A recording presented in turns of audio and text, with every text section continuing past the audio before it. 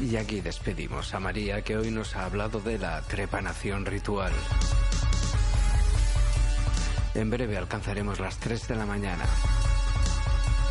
Un poco de música hasta entonces.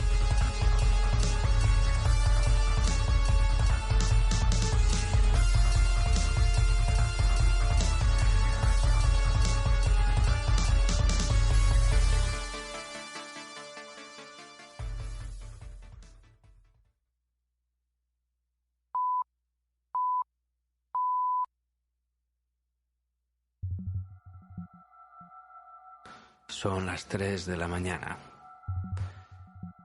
Ha llegado el momento del monográfico de la semana. Hoy no nos vamos muy lejos, nos quedamos por aquí cerquita.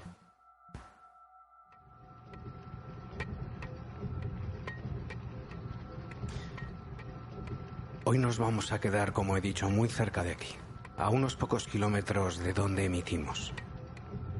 Nos trasladamos a la zona minera vizcaína, más concretamente al término municipal de Valle de Trápaga, o San Salvador del Valle, como era conocido en 1954, cuando acontecieron estos hechos.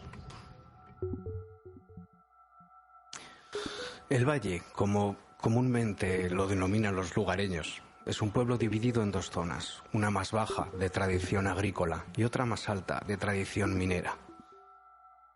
Es en esta zona alta, comúnmente conocida como la Arboleda, donde encontramos las viejas minas de hierro ya mencionadas por Estrabón y Plinio el Viejo en sus tiempos. Así que de este escarpado lugar ya los romanos comenzaron a sacar el hierro. Sin embargo, no sería hasta el siglo XIX, momento en el que las compañías inglesas se hicieron cargo de la explotación, que el pueblo no alcanzó una verdadera significancia en cuanto a población.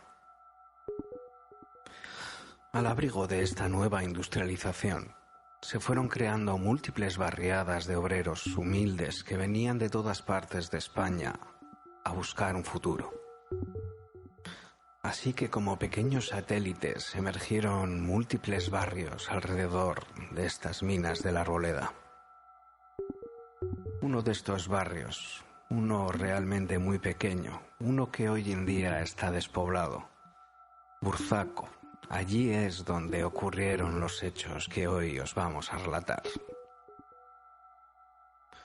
Hoy en día apenas quedan 4 paredes en pie, paredes levantadas con los restos de los guijarros de las minas, paredes levantadas por las familias que las habitaron.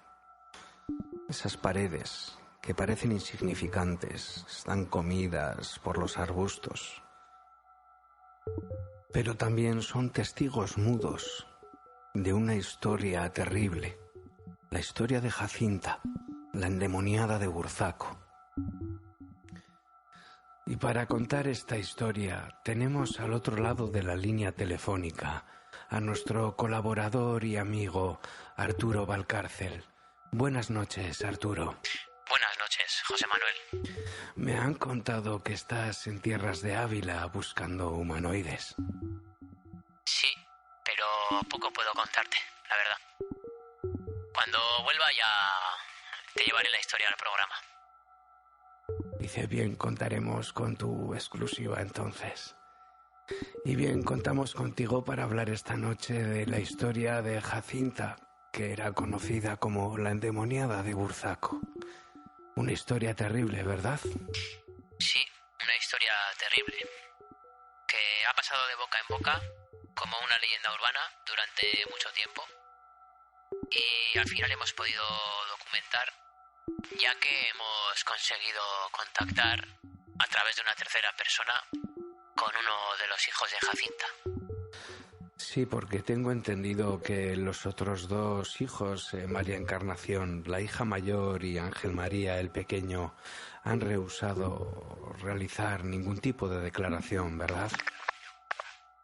Sí, la verdad que no han querido contestar a ninguna de mis preguntas, cosa que por otra parte entiendo, porque quieren evitar habladurías y remover historias del pasado. Y lo cierto es que en la dimensión paralela siempre tratamos estos asuntos con sumo respeto, Por eso, por expreso deseo de la familia, no daremos apellidos. De la misma manera, en los extractos de la entrevista que a continuación vamos a emitir, la voz de José Miguel aparecerá enmascarada para que no sea reconocible.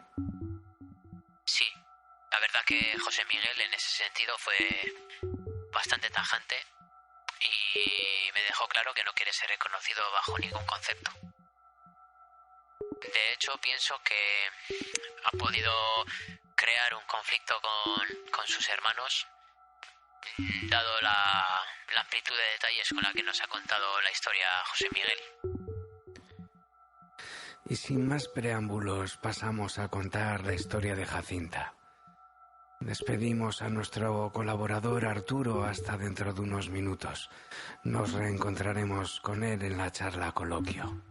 Así que, Arturo, estamos dentro de unos minutos.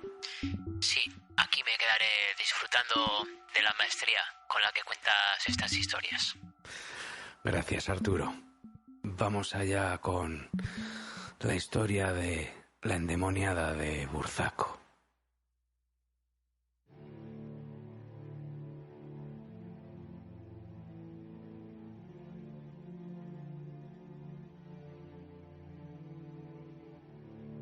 Jacinta había emigrado desde Ronda en 1943, acompañada por su marido Manuel y su hija María Encarnación y su hijo José Miguel. Manuel encontró trabajo en la mina y Jacinta se dedicó a ejercer de lavandera, al tiempo que se dedicaba también al cuidado de los niños y la casa. Al cabo de 2 años nacería el pequeño Ángel María y completaría la familia. Así que a pesar de los rigores de la época, Jacinta y Manuel habían logrado conseguir en parte un pequeño sueño. Pero en 1948 el destino les deparó algo bastante más amargo de lo que se podía esperar. En 1948, durante una voladura controlada, Manuel falleció. Y Jacinta se quedó sola al cargo de 3 hijos. Fueron tiempos duros, pero bueno, mi madre nos sacó adelante. Yo no me acuerdo, yo era muy niño. La que más se acuerda es mi hermana, María Encarnación. Ella era mayor para entender. También nos ayudaron los vecinos, hay que decirlo. Eran otros tiempos. No eran otros tiempos. Pero el tiempo pasó y todo pareció encauzarse de nuevo. Y permanecieron las cosas más o menos tranquilas hasta octubre de 1954. Aquí es donde comienzan los hechos. Fue a media tarde de un día normal que estaba Jacinta en casa cuando un hombre apareció para darle una noticia. Era Francisco, su tío paterno, que había venido desde Ronda, enlutado, para decirle que su padre había muerto. Francisco apenas permaneció 10 o 15 minutos, el tiempo justo para darle la noticia y entregarle algo que nadie más vio, y que Jacinta sostuvo entre sus manos mientras estallaba en lágrimas. No, bueno, yo me acuerdo de él, pero no nos dejaron entrar. Entonces nosotros sí que vimos que le dio algo y vimos a mi madre muy afectada y rompió a llorar. Y recuerdo que mi tío no se inmutó. Recogió la maleta que había traído y se marchó de vuelta. Esta fría e incomprensible actitud de su tío paterno ocultaba un secreto que aún no había sido confesado. Pues no, nunca nos lo preguntamos, porque estábamos bien. Sí que veías, ¿no? En otras casas venían también a trabajar, pues los primos o los hermanos, pero a nuestra casa pues nunca vino nadie. Pero eres niño, tampoco te lo preguntas. Y lo cierto es que nos enteramos aquel día que a mi madre pues la había repudiado su familia. Mi abuelo pues no la quería. Porque la cuestión es que mi abuela paterna era de Tánger. Y eso pues la familia de mi madre nunca lo aceptó. Jacinta se sumió en una profunda depresión que la dejó postrada en la cama. Apenas si tenía fuerzas para levantarse, para lavarse. María Encarnación, que ya tenía 16 años, se vio obligada a dejar la escuela y comenzar a trabajar, sustituyendo a su madre. Sí, mi hermana fue la que peor lo pasó. Se tuvo que hacer cargo de todo. Tuvimos la ayuda de nuestra vecina Delfina, pero fue María Encarnación. Se hizo cargo de todo y no era más que una niña. Una buena noche, llegando al 1 de noviembre, todo cambió. Para peor. La familia dormía tranquila. La casa estaba en silencio, cuando de repente un grito de horror de Jacinta rompió el silencio de la noche. Los hijos se levantaron y la vecina Delfina también acudió. Jacinta estaba en la cocina fuera de sí, en camisón. Aseguraba haber visto la silueta de su padre bajo el marco de la puerta. Sí, aquella primera vez pasamos miedo porque creíamos que nuestra madre se había vuelto loca. La veías allí en la cocina, estaba buena. Pero al rato conseguimos, que se volviese a meter en la cama y, pasó la noche.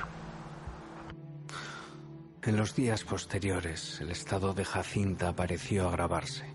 Su melancolía se hizo aún más profunda, llegando incluso a tener problemas de salud. A su alrededor todo el mundo la creía loca. Ella afirmaba que su padre se le aparecía noche tras noche, que la observaba desde el marco de la puerta, repudiándola en silencio, que era capaz de sentir su mirada en la piel clavándose.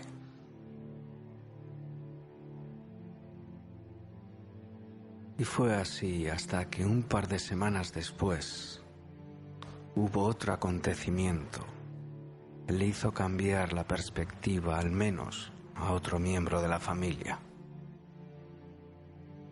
Estaba José Miguel, ya de 13 años, en la cocina, cuando de repente platos, vasos, cubiertos y cacerolas se decidieron a salir volando por el aire. José Miguel, aterrado, salió corriendo. Se encontró con su hermana María Encarnación, que no creyó ni una sola palabra de lo que le dijo. Bueno, ella se pensó que había sido yo y me dio 2 buenos sopapos, pero bueno, estuve enfadado un tiempo. Yo estaba aterrado y pues, salieron volando todo, pues las cacerolas, los vasos, los platos, los tenedores, pero salieron volando con fuerza, que yo creía que me iban a hacer daño. Jacinta por fin encontró en José Miguel un aliado, que a partir de entonces también comenzó a recibir la dichosa visita nocturna. Sí, aquel día fue la primera vez que lo vi. Mi hermana María Encarnación dormía con mi madre en la habitación de al lado, pero yo dormía con mi hermano Ángel María, que era muy pequeño todavía, y él estaba dormido. Y yo me acuerdo de verlo ahí en la puerta como te veo a ti. Vamos, esto lo juro como me caiga aquí muerto. Era una profunda y densa sombra negra, más oscura que la noche misma. Ya sabéis de lo que estoy hablando. Se quedaba ahí en el marco de la puerta, observándole, al igual que hacía con su madre. Se quedaba cuanto tiempo le placía y después, en silencio, despacio, paso a paso, se marchaba. Ahí ya fue cuando mi hermana María Encarnación se dio cuenta de que algo sí que estaba pasando. Empezaron a haber ruidos, se oían voces y ya el estado de mi madre ya era muy preocupante. Y al final, pues lo que sospechamos que es mi abuelo, pues terminó por aparecerse también. La noche del 13 de noviembre ocurrió un hecho realmente estremecedor. Dormía toda la familia cuando alrededor de las 3 de la mañana un grito que provenía de la habitación de Jacinta estremeció no solo la casa, sino el barrio entero. La puerta de la habitación de Jacinta se abrió de manera violenta y de ella salió ella a rastras. Algo la estaba tirando del pelo que quedaba sostenido en el aire y tiraba de ella por el suelo. Y quedó Jacinta en mitad del pasillo, suspendida, sostenida del pelo por un agresor invisible que la zarandeaba con odio. Sus hijos, aterrados, gritaron con ella y, desesperados, trataron de librarla de aquella garra invisible. Pues te puedes imaginar, mucho miedo. Estaba ahí colgada y que no había nada. Y nosotros intentábamos soltarle el pelo y no había manera. Ya al poco de los gritos llegó Delfina y ya al poco tiempo pues se soltó y como que no había pasado nada. Claro, estábamos todos, imagínate. Fue tal el revuelo que a la mañana siguiente se personó en casa de Jacinta un número de la Guardia Civil, el párroco de la Arboleda, y un médico, Juan Ignacio Azpilicueta, de Bilbao, de 61 años. El doctor Azpilicueta sometió a Jacinta a un examen y concluyó que sufría ciertos delirios, producto de un agotamiento extremo. Recomendó reposo absoluto y les pidió que si su situación empeoraba o cambiaba, por favor le avisasen. Sin embargo, fue la última vez que le vieran. No, al médico no le volvimos a ver. Y lo que es al párroco y la Guardia Civil, pues ellos tampoco no dieron nada. Y nosotros, pues, ¿qué les íbamos a contar? Pues nada, que nuestra madre estaba enferma. Fue, sin embargo, la vecina, la fiel Delfina, la que vino con una solución inesperada. Según Delfina, en el vecino pueblo de Galdames, habitaba una mujer que tenía, ciertos conocimientos. Una mujer que vendría sin cobrar ni una sola peseta. Una mujer que tan solo les puso una condición. Ella no les diría su nombre, ellos no se lo preguntarían. Y por supuesto, que jamás hablarían de su presencia en aquella casa. Sí, esto fue 2 noches después de lo del pelo. Vino pues Delfina con esta señora, una mujer así como muy alta, así tenía, yo la recuerdo como la nariz muy aguileña, ya mayor, más de 70. Venía con un hombre, pues no sé, como de unos 55 o 60 años, y le parecía mucho, que tenía que ser su hijo. Pero tampoco nos dijo, no, preguntas no podíamos hacer.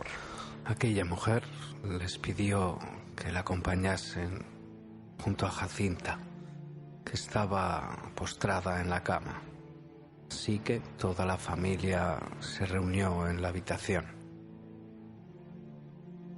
Les preguntó acerca de los acontecimientos y, asintiendo con la cabeza, les escuchó paciente. Sí, entonces ella pues sí, nos dijo que sí, que era el abuelo. Y entonces pues pasó algo que nos dejó a todos, porque le dijo a mi madre, ¿y dónde tienes eso que te han dado? Pero la cuestión es que nadie había comentado el tema de que mi tío le hubiese dado nada el día que vino. Jacinta levantó la mano y con un débil hilo de voz dijo: la lata de café. Sí, y salió del cine, fue a la cocina, trajo la lata y ahí estaba dentro. Allí, entre los granos de café, apareció una pequeña medalla. Una medalla sin valor. Una medalla que no destacaría por nada, salvo por un pequeño detalle. Era una medalla de la Virgen, como muchas otras, pero esta tenía los ojos perforados, como si alguien los hubiese atravesado con un clavo. Sí, bueno, entonces la mujer esta cogió la medalla y le pidió al hombre que había venido con ella pues que sacase una especie de cacerola, como una especie de pequeño crisol que llevaba en una maleta que habían traído. Y pues bueno, allí hicimos un ritual. La mujer tomó el crisol en sus manos. Le pidió a su acompañante que le diese algo de sal, que también sacó de la maleta. Sobre esta sal dejó reposada la medalla. Al tiempo comenzó a susurrar palabras que nadie comprendía, viejos ensalmos de otros tiempos. Sí, entonces fue cuando sacó el cuchillo.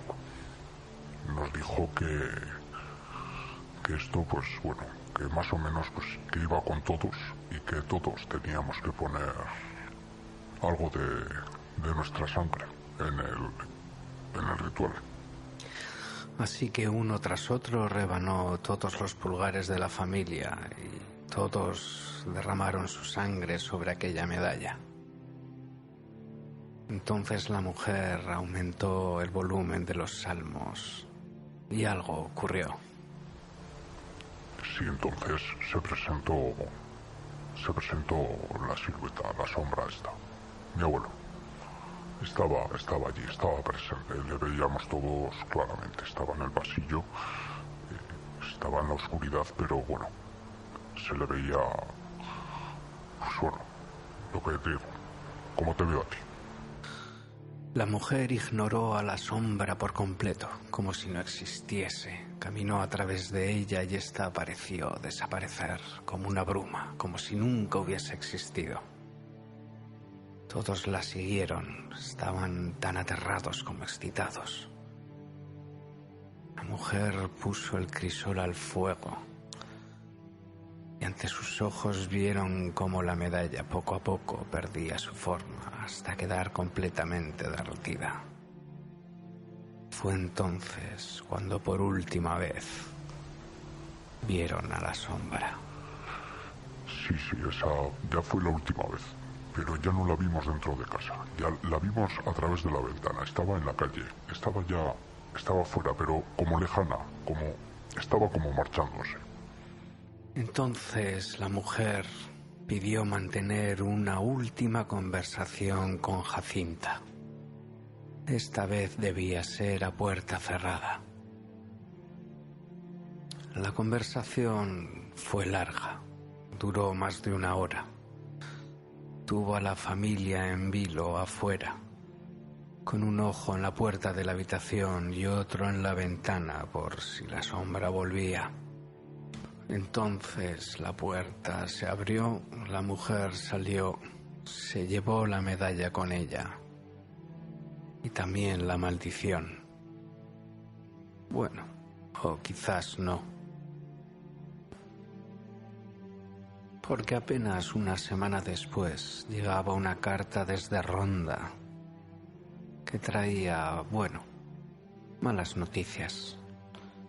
Francisco, el tío, también había muerto. Y a raíz de ahí, pues ya mi madre se recuperó. Hombre, nunca se llegó a recuperar del todo, ¿no? Pero bueno, volvió a estar bien.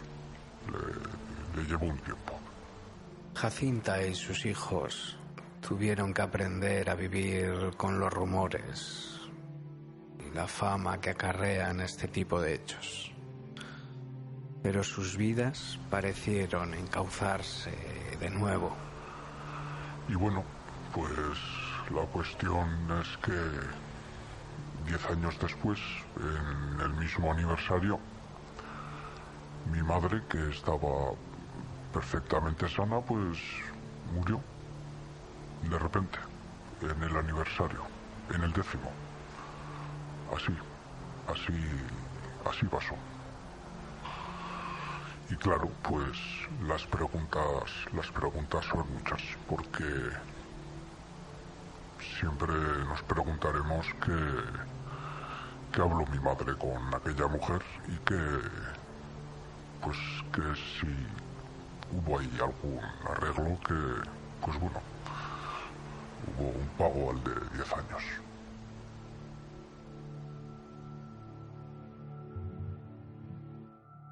Arturo. Sí, José Manuel. Una historia tremenda, la verdad. Sí, desde luego. A mí me pone los pelos de punta escuchar a José Miguel. ¿Y a quién no? No sé qué pensarás tú, pero a mí la verdad es que su testimonio me parece completamente real. ¿Qué opinas tú que has hablado con él cara a cara? Bueno, la verdad que lo que me transmitía las palabras de José Miguel, dada mi experiencia, es que es un testimonio completamente real. Y además concuerda muy mucho con todas las historias que se contaban sobre Jacinta, las historias que nos contaban las abuelas. Pero Arturo, ¿tú cómo describirías a José Miguel? ¿Era un hombre afectado por su historia? Para responder a tu pregunta, vamos a dejar hablar al propio José Miguel. Bueno, pues nuestra infancia fue muy dura. Imagínatelo, nos han tirado piedras, nos han insultado, los niños no querían sentarse con nosotros en la mesa del colegio. Y así, pues, la vida de un niño, pues, imagínate. Pero Arturo, hay una parte de esta historia que me tiene realmente intrigado.